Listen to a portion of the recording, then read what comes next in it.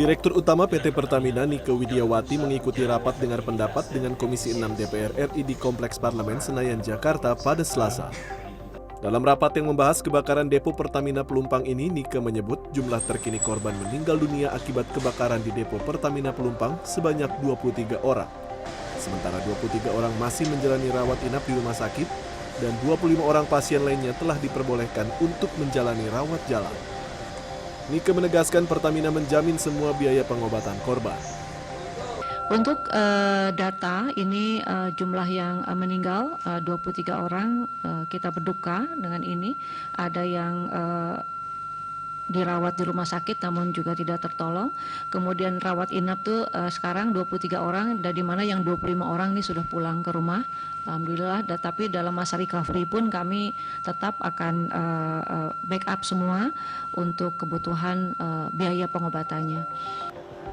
Sementara itu terkait wacana pemerintah memindahkan depo Pertamina Pelumpang ke tempat yang lebih aman, Menko PMK Muhadjir Effendi menyatakan hingga kini pemerintah belum menetapkan lokasi relokasi depo bahan bakar terbesar di Indonesia tersebut.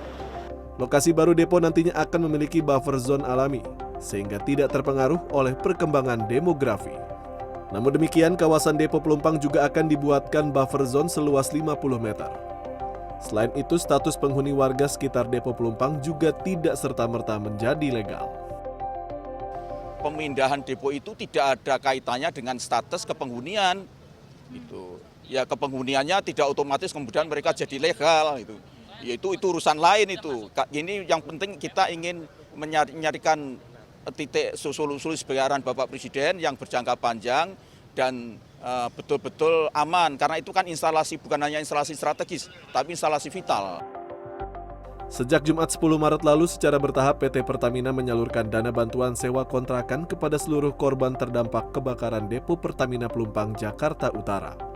Kendati sudah mendapatkan uang senilai 5,6 juta rupiah yang diharapkan mampu untuk tinggal di rumah huni sementara selama 3 bulan ke depan, tak sedikit korban masih berharap agar Pertamina maupun pemerintah dapat memberikan kejelasan terkait bantuan berupa tempat tinggal tetap yang baru. Mereka menyebut enggan dan kurang nyaman jika harus terus-menerus tinggal di kontrakan dalam kondisi yang terbatas dan serba seadanya. Saya nunggu kepastian, ya kan begitu. Ya karena kan saya sebagai warga, ya kan, kalau nggak dari pihak-pihak tertentu yang ngurus, gimana saya kan nggak bisa kalau saya. Saya butuh penanganan yang secepatnya, kan begitu, supaya saya ini jangan bimbang jadinya kan. Tinggalnya gimana? Ya iya, ini umpal-umpalan kayak begini, aduh lah ya Allah, kata saya. Saya kan emang yang punya kontrakan di situ, jadi kan penghasilan saya bukannya berkurang lagi, emang kagak ada. Orang saya kan hasil saya kan cuma dari kontrakan doang, makanya saya pengen buru-buru gitu. Gimana nih penjelasannya dari pihak sananya, kalau bisa mah ditambahin gitu buat yang kontrak-kontrak gitu kan. Namanya satu juga yang pada punya anak kan juga kan harus butuh biaya juga. Bantuannya cuma hanya 3 bulan doang. Lah ke depannya kan kita nggak tahu ke depannya gimana.